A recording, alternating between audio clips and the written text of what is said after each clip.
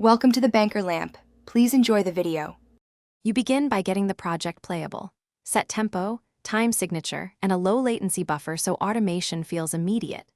Next, open Automation View, press A, and select the parameter you want to record, such as volume, pan, or plugin knob. Then ensure the track is in read mode, and change the automation mode to touch or latch. This prepares logic to write changes only when you move controls. Once done, play the section you will perform into. You now record the actual moves.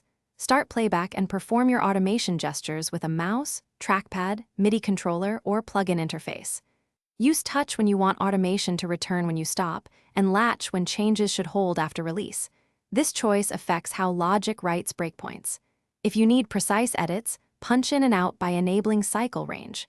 Make sure to watch CPU meters. If you hear glitches, reduce load or freeze tracks as you continue. You finish by cleaning up and committing the automation.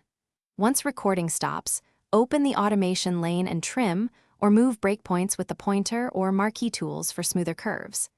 Then, decide whether to convert to region automation or keep lane automation for further tweaks. If automation failed to record, first check that the track mode is touch or latch, confirm your controller is mapped to the right parameter and MIDI channel, and verify there's no global MIDI filter blocking input. Thanks for watching. If this was helpful, leave a like and consider subscribing. See you next time.